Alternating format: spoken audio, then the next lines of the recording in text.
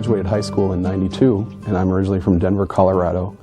And so, something very significant happened in Denver in '93 with World Youth Day, Pope John Paul II coming with hundreds of thousands of young people from all over the world to come together to celebrate our faith in Christ. And at that time, as a teenager, I have to say my relationship with God was somewhat weak at best. And so, but experiencing what I did through those days of World Youth Day, and noticing all these peers of mine who are my age from all over the world, just so on fire and so in love with God and wanting to serve Him, and being with our Holy Father, the Vicar of Christ, and it was just left a profound impression upon me. The other thing I noticed a lot during World Youth Day was all of the priests, all of the religious sisters and brothers, which was really something that intrigued me, because, especially I think, we don't see many priests, brothers and sisters sometimes recognizably, and so I was very intrigued by that. I was also discerning, or figuring out what I wanted to do for a career, and like all of my friends were doing at that time, and I had some interests in possibly in the medical field or teaching or social work, so very people-oriented professions. I was made aware of a volunteer opportunity with the Missionaries of Charity in Denver, and they care for the dying. They have a house for the dying. And I was working as a nursing assistant, and so I thought this would be a good opportunity to give of my time. And so I began working with the sisters. This was really my first glimpse into religious life, and being able to work alongside with them, and then they also invited me to prayer. But I remember asking them lots of questions, and they never got tired of my questions, thank goodness.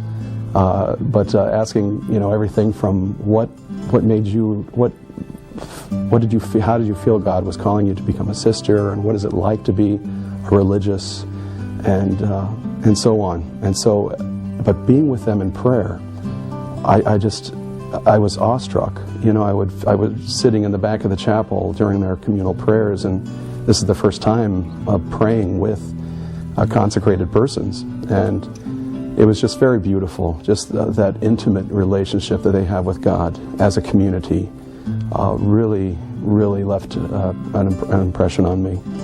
Every time I would leave, which I never wanted to leave, I could just stay there all day, but I would go away with these thoughts of, I wonder if God could be calling me to something like this.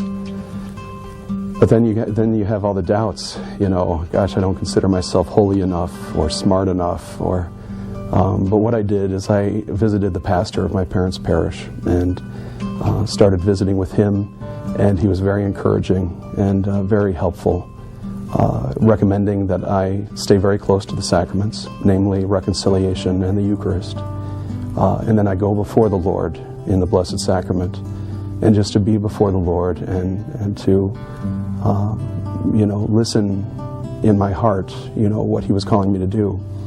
And that was the best advice I had ever received.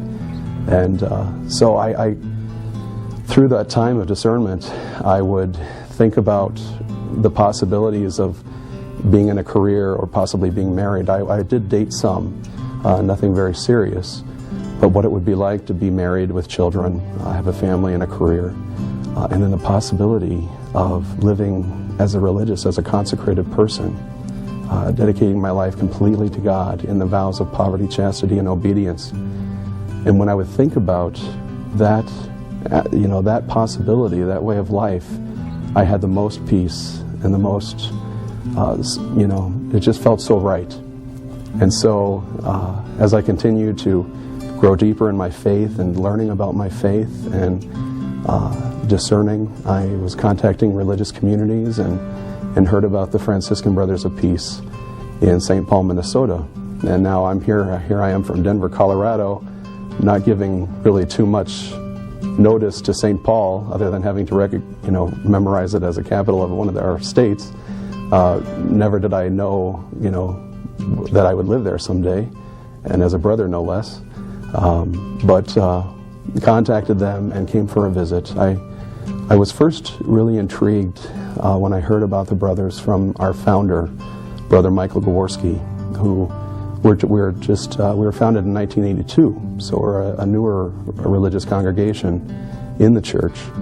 And Brother Michael was always very active, very committed to defending the vulnerable, the rights of the preborn child, the disabled, those threatened by euthanasia, the poor and the homeless, and then found out also that Brother Michael himself became vulnerable.